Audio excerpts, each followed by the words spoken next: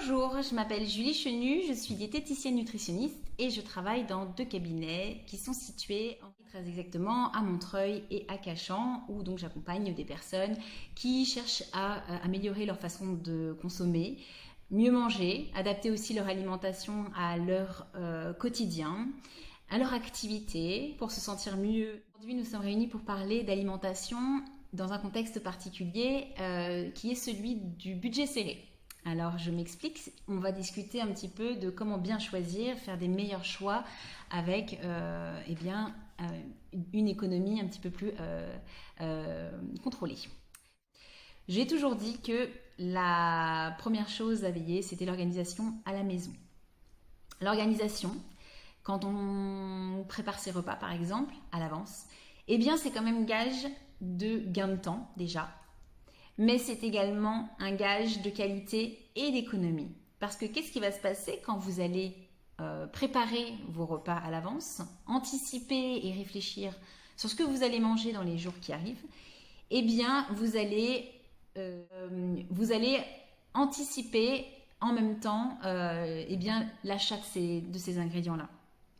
C'est-à-dire qu'en fait, en préparant par exemple 3 menus à l'avance, vous regardez aujourd'hui, il y a énormément de ressources pour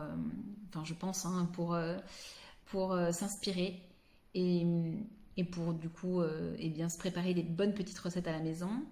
Eh bien, il y a énormément de ressources sur Internet, des outils, des blogs d'alimentation, les réseaux, les sites tels que Marmiton ou 750 grammes, qui propose des bases de données énormes de recettes variées.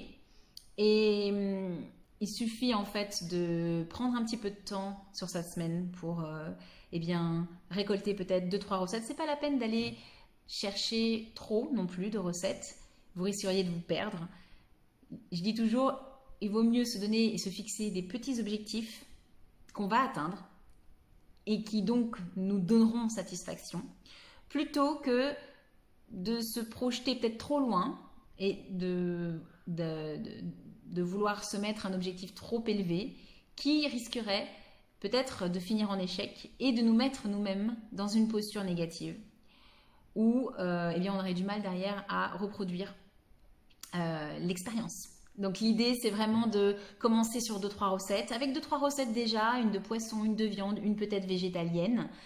On peut déjà s'en sortir sur plusieurs repas, sachant que le principe justement d'anticiper un petit peu son menu de la semaine, c'est de partir sur une base et puis ensuite réutiliser les restes pour la fin de la semaine. Vous savez que congeler, le congélateur, c'est l'une des inventions, je pense, les plus intéressantes en ce siècle, où on est toujours en train de courir après le temps, où on est toujours en train de chercher à gagner du temps.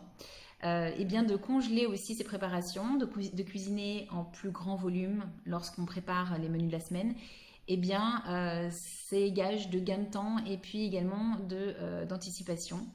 Première chose à faire, c'est chiner un petit peu 2-3 recettes sur Internet et trouver en fonction de vos goûts, des goûts également de la famille, 2-3 recettes appétissantes, intéressantes, sur lesquelles du coup vous allez pouvoir faire une liste d'ingrédients et donc déterminer un petit peu votre liste de courses. Vous allez pouvoir aussi fusionner cette liste de courses avec ce que vous avez déjà à la maison, dans votre cuisine, pour pouvoir aussi réduire les achats peut-être inutiles ou de répétition qui pourraient amener à du gaspillage alimentaire, ou si c'est du sec, si c'est des aliments secs, à les oublier un petit peu dans les fonds de placard. D'accord ? Donc, pas de doublons, pas de gaspillage, on a vraiment le strict essentiel sur les listes de courses. Arrive le moment de faire ses courses. Donc, c'est je pense, un conseil qu'on vous a donné, déjà peut-être des centaines de fois, peut-être que vous l'avez même vous-même expérimenté. Mais moi je conseille vraiment de ne pas faire ses courses le ventre vide, donc d'y aller juste après un repas. Pourquoi ? Parce qu'en fait, vous allez arriver au moment des courses rassasié, c'est-à-dire sans appétit particulier. Et vous pourrez donc suivre votre liste de courses sans être perturbé par les nombreuses propagandes, les nombreuses têtes de fil, de gondoles, où il y a plein de couleurs, où ça donne bien envie, où ça met l'eau à la bouche et ça pousse des fois un petit peu à la consommation. Certaines promotions peuvent être intéressantes, ça je ne dis pas le contraire, mais la plupart du temps, on se retrouve avec des 2+1 gratuits par exemple, donc on n'avait pas forcément besoin initialement. Voilà, ils sont très forts pour créer le besoin et donc on achète plus que ce dont on avait besoin, pensant qu'on a fait des économies. Or, bien non, on a acheté plus que ce qui avait en tout cas écrit sur la liste de courses et là vous pouvez vraiment vous en rendre compte. Donc vraiment l'idée c'est de ne pas arriver le ventre vide et pour ne pas être attiré.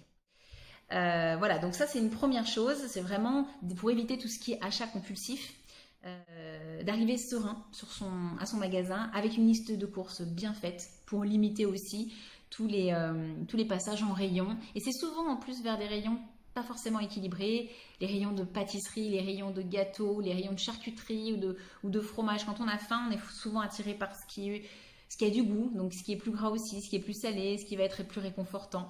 Donc, et c'est souvent en plus des aliments qui sont chers au final, qui sont des produits transformés ou des produits un petit peu de qualité et qui vont peser lourd en fait dans la balance. Donc, il est important aussi de vous ouvrir à plusieurs types de produits. Il existe des produits frais, il existe des produits surgelés, il existe des produits de conserve ou en bocaux. Ne vous fermez pas à l'un ou l'autre des produits.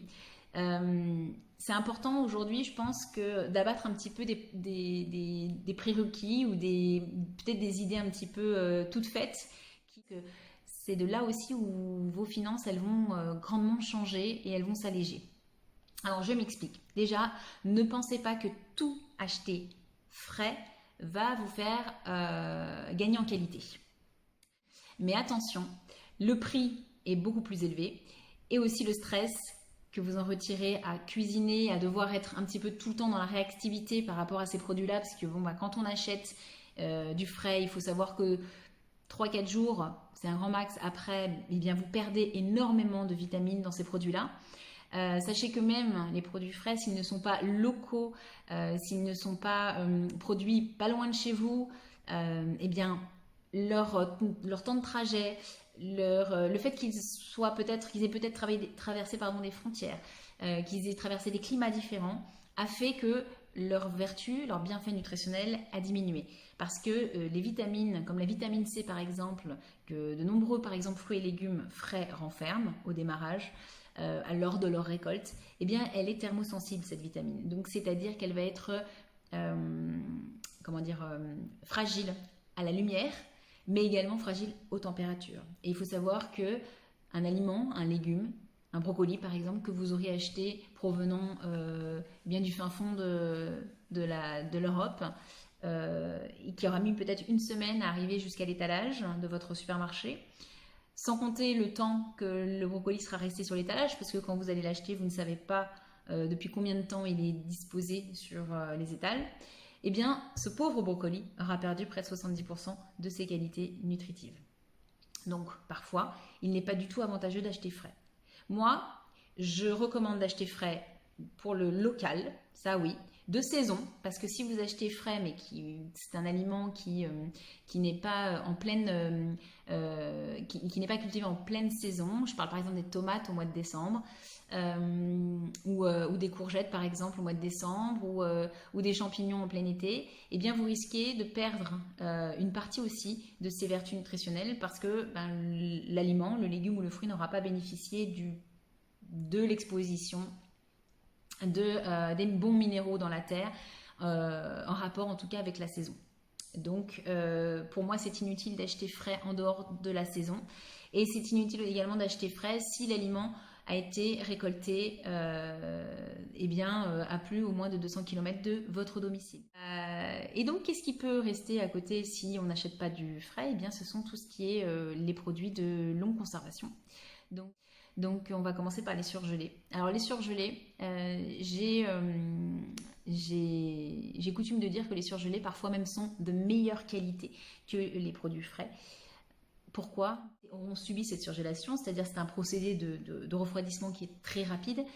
Ils ont été surgelés tout de suite après leur récolte et à côté du site de récolte. Donc il n'y a déjà pas de transport, il n'y a pas de perdition au niveau nutritionnel.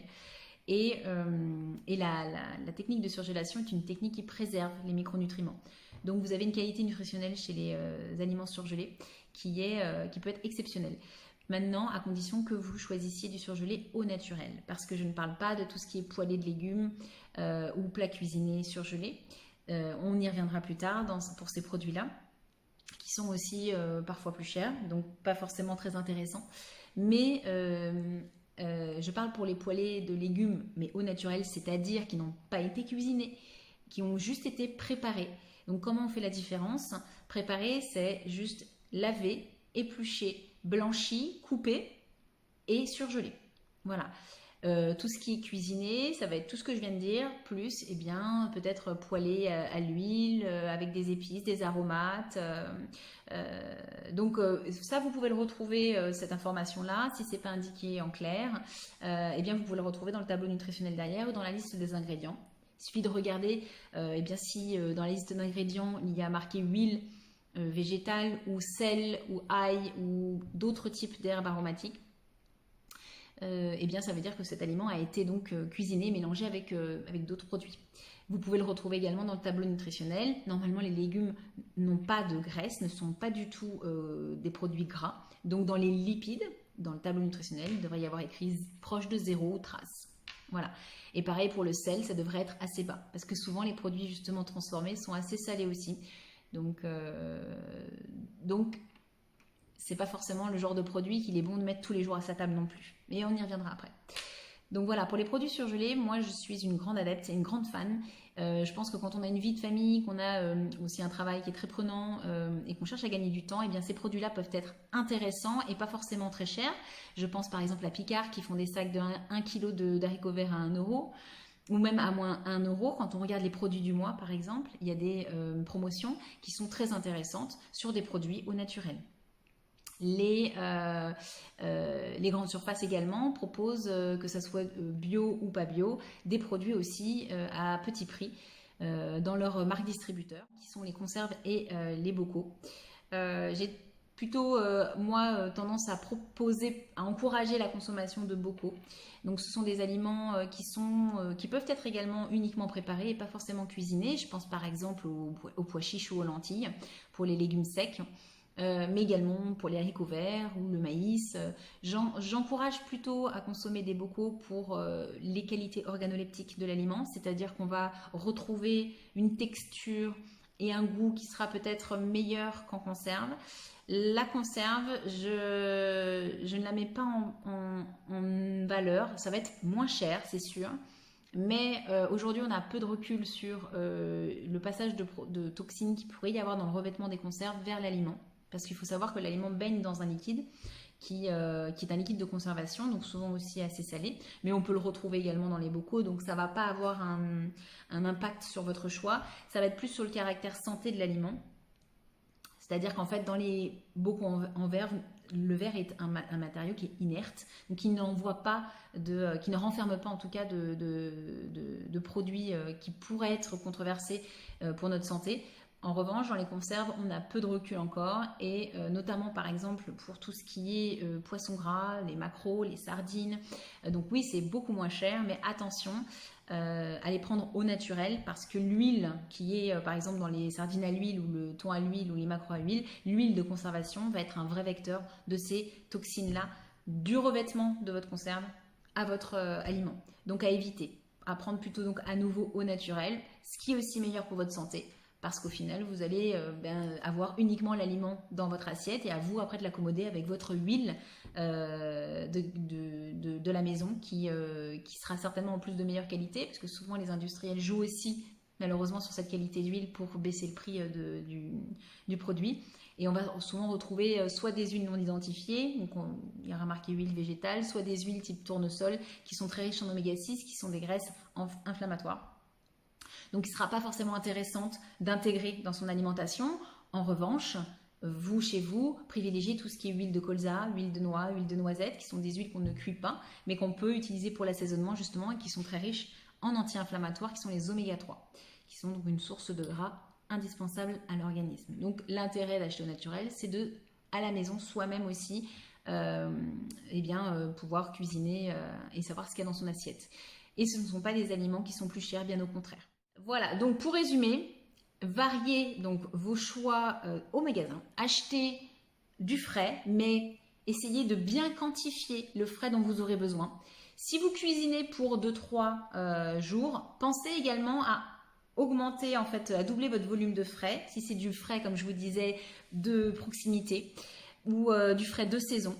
Donc, à doubler les quantités de cuisson pour pouvoir après congeler et garder vos préparations pour les jours d'après ou les semaines d'après. Mais achetez toujours des bocaux et des surgelés pour dépanner, au naturel toujours, pour dépanner et puis pour éviter voilà, de se retrouver un soir sans avoir rien à se mettre sous la dent et pas avoir forcément envie de cuisiner parce qu'on est fatigué. Et puis là, Uber Eats est là et du coup, on va commander un peu n'importe quoi. Non, je rigole, on peut tout à fait commander chez Uber Eats, hein, mais le moins possible, c'est mieux pour votre santé parce que ce ne sont pas, et là du coup je vais enchaîner sur les aliments qui sont transformés, ce ne sont pas forcément des aliments qui sont gages de qualité. Eh bien c'est tout simple, dans les aliments bruts, vous n'avez rien de rajouté. C'est bête à dire, mais c'est important. C'est important parce que souvent dans les aliments transformés, eh bien comme ils ont été cuits, eh bien, ils ont été aussi agrémentés d'huile et d'autres types d'ingrédients. Comme je disais tout à l'heure, ce ne sont pas forcément des aliments de qualité en plus que l'industriel va mettre dedans. Donc pour gagner aussi de l'argent sur le prix, pour se faire une marge, hein, c'est aussi le jeu. Hein. Donc vous n'allez pas forcément retrouver des produits de qualité avec lesquels votre aliment sera cuisiné. Donc il n'apportera pas d'intérêt par rapport à un aliment que vous allez manger chez vous et que vous allez cuisiner vous-même. Hormis tout ce qui est aussi histoire de goût, histoire de texture, voilà, quand on cuisine. Si on n'est pas trop mauvais cuisinier, on devrait quand même apprécier ce qu'on fait et plus que ce qui est déjà cuisiné par autrui et dont on ne connaît pas forcément aussi la provenance de chaque ingrédient. Donc ça, c'est une première chose.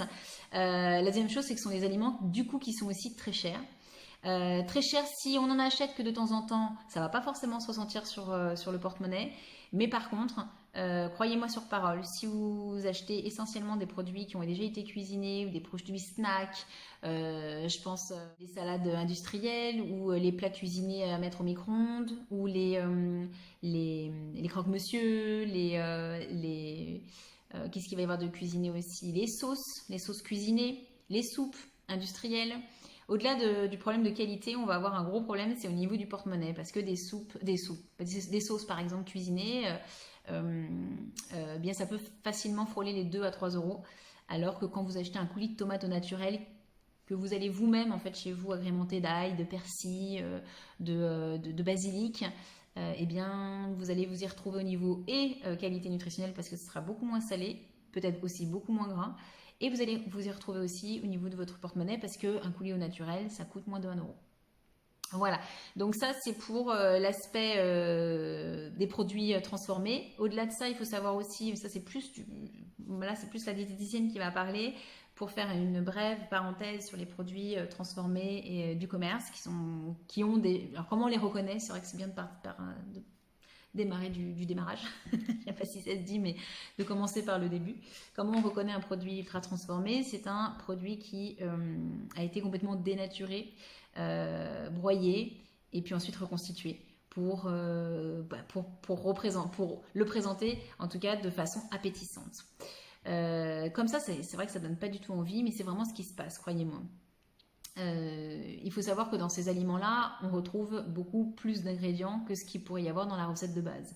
Donc par exemple, je ne sais pas moi, dans une sauce cuisinée, vous allez retrouver donc le coulis de tomate, vous allez retrouver l'huile certainement qui a été utilisée, vous allez retrouver les épices, le sel, et parfois vous allez retrouver des petits à la fin, des petits additifs qui vont servir à exhauster le goût ou qui vont servir, donc exhauster, c'est-à-dire augmenter le goût, parce qu'il faut savoir que tout ce qui a été dénaturé perd son goût, perd de sa couleur aussi, donc vous pouvez retrouver des colorants. En gros, vous pouvez avoir toute une liste qui, à la fin de votre liste d'ingrédients, qui va aussi doubler la longueur de cette liste d'ingrédients, mais avec des noms que vous ne connaissez pas en fait. Vous ne pourriez pas aller acheter je sais pas moi, un E122. Il n'y a pas de rayon de E ou il n'y a pas de... Voilà, c'est important de regarder toujours la liste d'ingrédients quand vous achetez un produit et de voir cette longueur de liste. Déjà, si elle est si elle a plus de 5 ou 6 ingrédients, vous pouvez reposer le produit. C'est que c'est un produit qui a été beaucoup transformé. De plus, s'il y a des noms, des appellations que vous ne connaissez pas, eh bien, ce sont des additifs. Alors, il y en a qui sont complètement inoffensifs. Par contre, il y en a qui sont vraiment délétères pour notre santé et qui peuvent nous exposer à des maladies inflammatoires et également à des cancers. Donc, faut faire attention, je dis toujours, c'est la dose qui fait la toxicité aussi de l'aliment. C'est pas parce que vous allez le consommer de temps en temps que cet aliment va devenir nocif pour vous. Par contre, si c'est une habitude de consommer des aliments transformés, d'avoir chez soi des sauces cuisinées, d'avoir des soupes industrielles, d'avoir des plats cuisinés le midi, de consommer des choses qui n'ont pas été préparées par vous-même, et donc qui ne sont pas issus de produits bruts que vous auriez achetés, et bien là ça commence à être un peu plus nocif pour votre santé. Donc voilà, les produits bruts restent aussi moins chers. Je pense par exemple à tout ce qui est légumes secs, donc les lentilles, pois chiches, haricots rouges, haricots blancs, fèves. Ça reste des aliments qui sont peu onéreux. Tout ce qui est céréales également. Donc là, par exemple, parce que je sais que si j'avais été en live avec vous, peut-être la question aurait ressurgi à ce moment-là. Est-ce que donc du coup, il est intéressant d'acheter les céréales ou les légumes secs bio? Qu'est-ce qui est bon d'acheter bio ou pas? Parce que c'est un peu ça aujourd'hui, le grand débat. On nous pousse, c'est vrai, moi aussi j'ai cette sensation-là qu'on nous pousse à acheter tout bio. Parce que c'est meilleur pour la santé. Bio est assimilé au sain. Or, c'est complètement faux. Complètement faux. L'exemple que je donne systématiquement, c'est la glace, par exemple, Ben & Jerry, qui a sorti donc sa gamme bio. Ça reste de la glace, ça reste bien de la crème glacée riche en crème, riche en sucre. Donc là, il n'y a rien de sain. Ça reste un produit plaisir qu'il faut limiter dans sa consommation. Mais pourtant, les ingrédients qui sont utilisés pour faire cette glace sont d'origine biologique. C'est-à-dire qu'ils sont contrôlés du point de vue du traitement des animaux, du point de vue de l'alimentation et du confort qu'on va apporter à ces animaux, dans les techniques de production. L'utilisation d'engrais ou de pesticides va être complètement réglementée et normalement absent tout ce qui est pesticides chimiques de la production. Donc voilà, c'est ça que ça veut dire le bio. Et quand vous achetez vos légumes ou vos fruits, il faut savoir que certains légumes, certains fruits n'ont pas besoin spécialement d'engrais ou de substances chimiques pour pousser naturellement. Donc ce sont des aliments qui vont naturellement peu bénéficier en fait de l'aide en fait des agriculteurs et qui naturellement ne vont pas renfermer énormément en fait de pesticides ni d'engrais chimiques. Donc par exemple, ces aliments-là, c'est pas la peine de les acheter bio. C'est pareil, les fruits et les légumes dont vous ne consommez pas la peau, utilisez votre bon sens, ce n'est pas la peine de les acheter bio. Les pesticides, les substances chimiques, les engrais vont se retrouver sur la peau. Une fois que vous aurez enlevé la peau, l'aliment peut-être à l'intérieur en aura peut-être récupéré une toute petite quantité, mais ça restera vraiment peu nocif. Et vous pourrez consommer sans problème l'aliment. Donc je parle par exemple de l'avocat, je parle des agrumes là en cette saison. Par exemple l'aubergine aussi, vous ne consommez pas la peau, donc ce n'est pas la peine de les acheter bio. Tout ce qui est champignons ne nécessite pas spécialement de traitement particulier pour pousser. C'est assez naturel. D'ailleurs, on part en forêt, on se baisse pour les ramasser. Il n'y a pas de pesticides, il n'y a pas d'engrais qui ont été utilisés pour les faire pousser. Donc ça, les champignons, vous pouvez les acheter non bio, sans aucun problème. Les asperges aussi, le maïs ne nécessite pas de traitement particulier. Par contre, les fruits un peu plus fragiles, comme les fruits rouges ou les cerises, par exemple, ne nécessitent pas de traitement. Donc, vous pouvez les acheter non bio. Déjà, les cerises, c'est suffisamment cher. Les prendre bio, ce serait carrément se flinguer le porte-monnaie. Mais tout ce qui est produit d'été, pêche, nectarines, abricots. C'est vrai que là, par contre, ce sont les pommes de terre également. Nécessite par contre beaucoup d'utilisation d'engrais chimiques. Donc là, c'est nécessaire et même indispensable de les prendre bio. La patate douce, par exemple, pousse très bien sans. Les choux aussi poussent très bien sans, donc pas la peine de les acheter bio. Voilà. qu'est-ce que je voulais rajouter? Donc, mis à part les légumes et les fruits, vous avez également les légumes secs et les céréales complètes ou les céréales sur lesquelles on peut se poser la question. Donc, quand je parle de céréales, c'est tout ce qui va être pâtes, riz, semoule, le sarrasin, l'orge, l'avoine, le seigle, etc. Comme les légumes secs, ce sont des produits qui nécessitent quand même eh bien, pas mal de traitements pour pousser, pour germer. Donc, il est indispensable de les prendre bio, surtout si vous achetez les céréales complètes, c'est-à-dire qu'elles ont encore leur enveloppe et leurs germes, et c'est là où vont se retrouver le maximum de pesticides. Donc, c'est vraiment essentiel de les prendre bio. Ce sont des aliments qui ne sont pas très chers à la vente, donc vous pouvez vous y retrouver au niveau du prix. Et pour la dernière catégorie, donc tout ce qui est viande, poisson, les œufs, tout ce qui est issu de l'animal, les produits laitiers, ça je vous encourage à les prendre bio parce que eh bien, forcément derrière il y a un animal qui a été traité, qui a été alimenté, qui a été donc, nourri et en fonction de son chemin de production, eh bien, ça peut vraiment beaucoup changer entre le bio et le non bio parce que l'agriculture biologique respecte quand même le confort de l'animal et applique un traitement qui va apporter aussi une alimentation réglementée, sans OGM, sans pesticides, sans antibiotiques.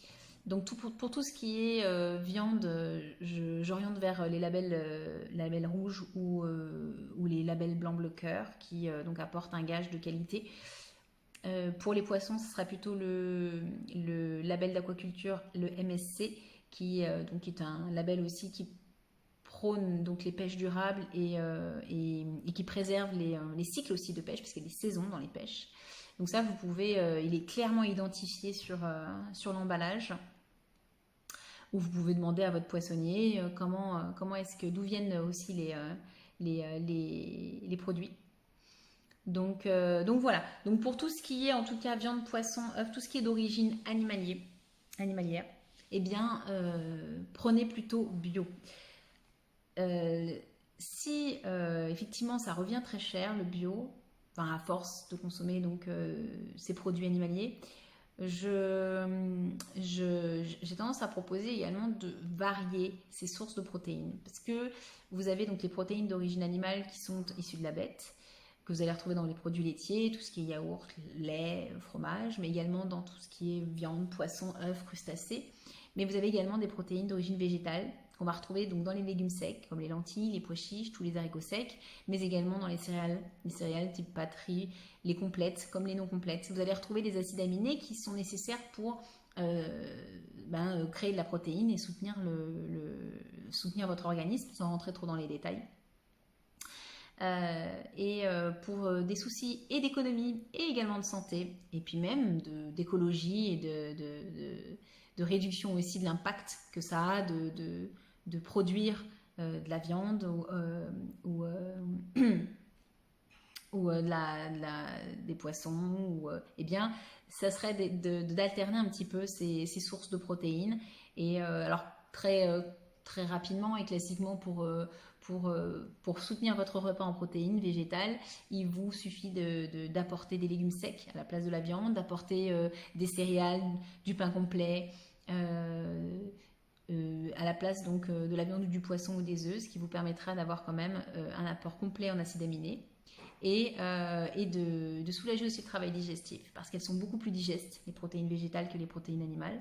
Donc vous allégez et votre digestion et votre porte-monnaie. Donc ça peut être intéressant. Alors, où est-ce que j'en étais? Pour gagner encore de l'argent, parce qu'on est là pour ça, faire les gros volumes aussi. Donc, surtout pour la viande, du coup, parce que c'est quand même ce qui est l'une des denrées les plus chères. Donc, pour la viande, mais on oublie les produits transformés, d'accord? Donc, tout ce qui est gros volume, cordon bleu, poisson pané, charcuterie, voilà, on évite de se jeter sur ces promotions-là qui sont très alléchantes, surtout quand on a le ventre vide, quand on va faire ses courses. Et par contre, on va s'orienter vers des bacs de cuisses de poulet ou de viande blanche, de veau par exemple, ou des viandes voilà, de bonne qualité et si possible, donc qui ont un label qui permet aussi de garantir derrière une qualité au niveau de la production. Voilà, bon, ça a son prix, mais si vous alternez avec les protéines végétales, vous pouvez vous y retrouver. Je dis toujours, consommez peut-être moins de viande, de poisson, d'œufs. Bon, les œufs, c'est encore différent parce que vous pouvez les retrouver en format 20 ou par 30 qui sont intéressants, sachant qu'en plus, pour ce qui est en tout cas produits bruts comme ça, que ce soit des marques distributeurs ou des marques nationales, en termes d'apport nutritionnel, ça revient, c'est quasiment similaire. Mais le prix, il n'est pas du tout le même. Donc, vous pouvez trouver des œufs Carrefour Bio qui sont très intéressants du point de vue prix et qui vont avoir exactement les mêmes qualités nutritionnelles que les œufs Matine ou une autre marque. Voilà, donc ça c'est aussi le dernier point que je voulais aborder aujourd'hui avec vous. C'était le fait voilà, de peut-être privilégier les marques au détriment des marques distributeurs. Les marques distributeurs, alors je vous donne la définition exactement, comme ça je préfère vous la donner, ce sera peut-être plus parlant que si moi j'essaie de la traduire ou de la réinterpréter. Donc les marques distributeurs sont les marques produites directement par la grande distribution. Donc quand je parle de grande distribution, c'est Carrefour, c'est Auchan, ça peut être Cora, Monoprix, Casino, Leclerc, etc. Donc ce sont leurs marques à eux, voilà, qui mettent donc à disposition donc des consommateurs. Et les marques nationales, bon bah ça va être Nestlé, ça va être Yoplait, voilà pour ne citer qu'elles. Et donc ces marques-là, elles vont être aussi proposées sous plusieurs formes. C'est-à-dire que vous allez pouvoir retrouver le discount des marques distributeurs, donc c'est vraiment les premiers prix. Et puis vous allez avoir aussi des marques de distributeurs de plus grande qualité, donc comme par exemple Nos Régions France ou Nos Régions, je ne sais plus comment s'appelle l'autre marque, mais qui sont également des marques distributeurs.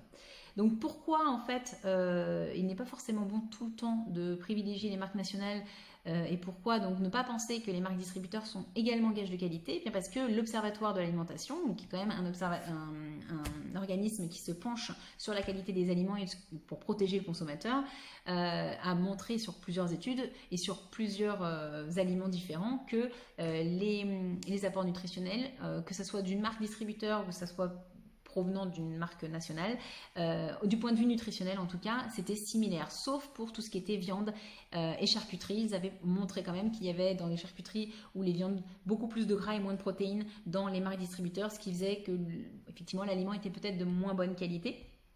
Mais pour tout ce qui est produits laitiers, céréales, légumes secs, boissons, les marques distributeurs étaient vraiment très concurrentielles et très intéressantes. D'ailleurs, il y a une étude aussi qui avait été menée par 60 millions de consommateurs donc il y a quelques années sur les thons, voilà, les thons en conserve. Ceux qui arrivaient en pole position au niveau qualité, c'était Lidl et Carrefour. Sopiquet et Petit Navire affichaient des compositions de produits vraiment qui laissaient à désirer. Hein. Donc on retrouvait des ovocytes, on retrouvait des arêtes, on retrouvait des morceaux de cerveau.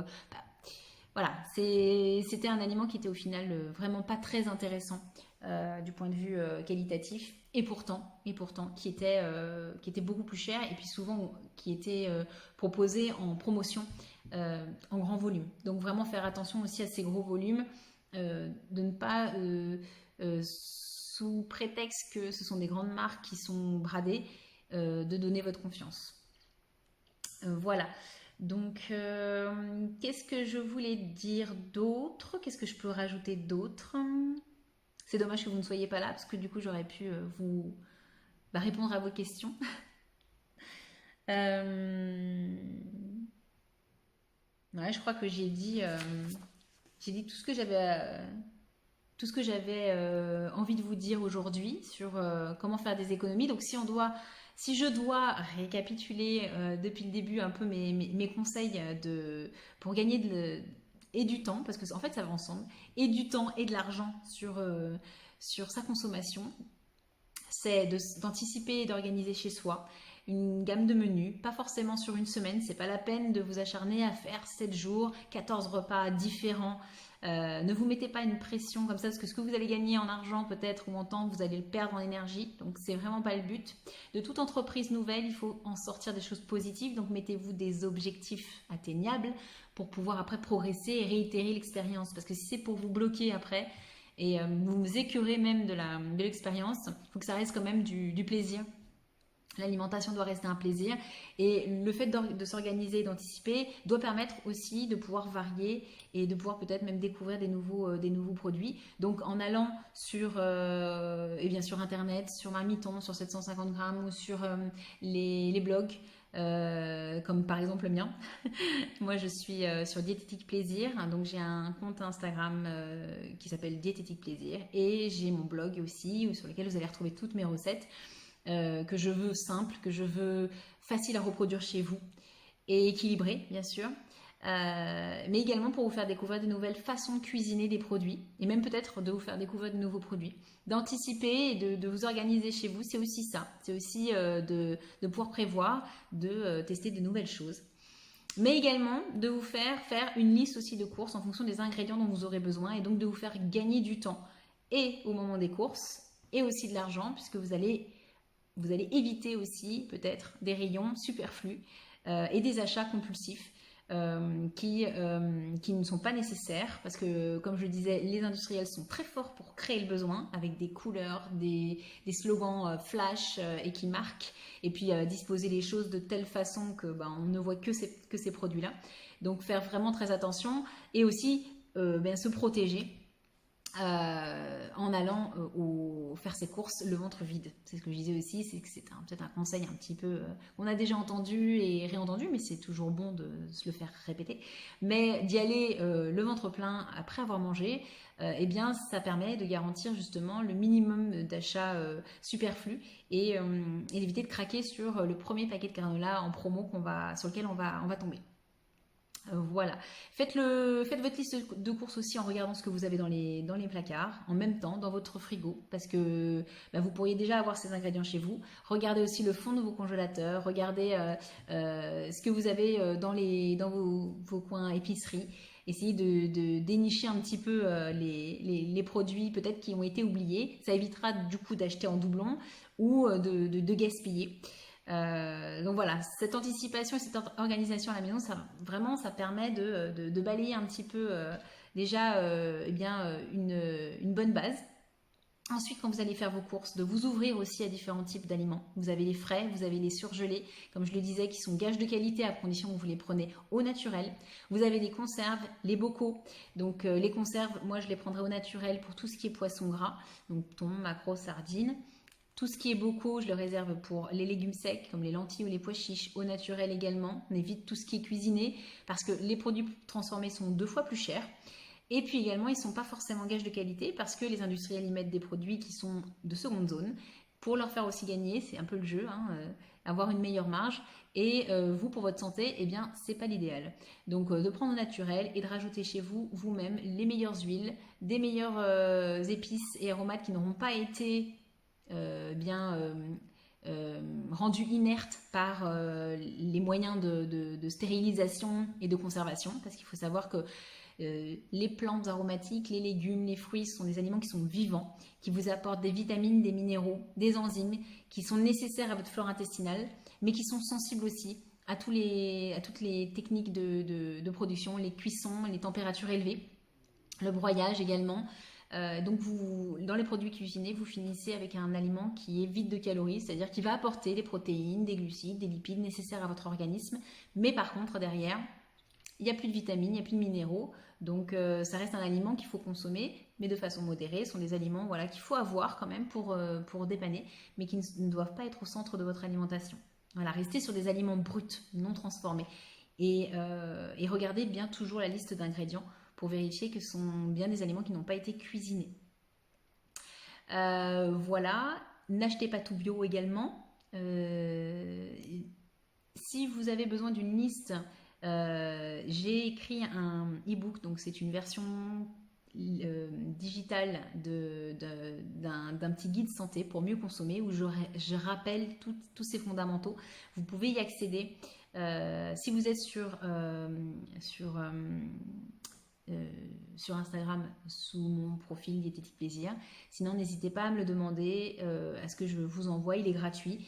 Je peux vous l'envoyer, il fait une dizaine de pages. Et vous pourrez retrouver également les légumes et les fruits du coup bio, les légumes et les fruits qu'il n'est pas nécessaire d'acheter bio, ou au contraire ceux qui sont nécessaires d'acheter bio. Et ça, c'est vrai que ça permet aussi de faire le tri et de gagner un peu aussi en argent. Par contre, tout ce qui est viande, poisson, œufs, les produits laitiers, les céréales et les légumes secs, il est nécessaire de les acheter biologiques.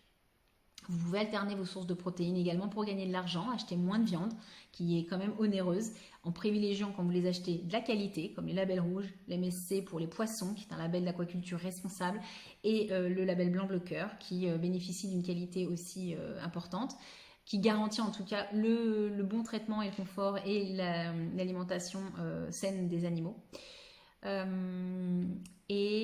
Vous pouvez alterner ces sources de protéines par des protéines d'origine végétale que vous allez retrouver dans les céréales et les légumes secs. Voilà, ça fera du bien à votre porte-monnaie, mais également à votre digestion. Et enfin, ne vous fermez pas aux labels distributeurs, aux marques distributeurs, pardon. Ce sont les marques Carrefour, Cora. Alors la marque Carrefour a été reconnue comme étant la moins chère de toutes les marques distributeurs. Celles qui sont les plus chères et donc les moins intéressantes, ça va être Monoprix, Cora et Casino.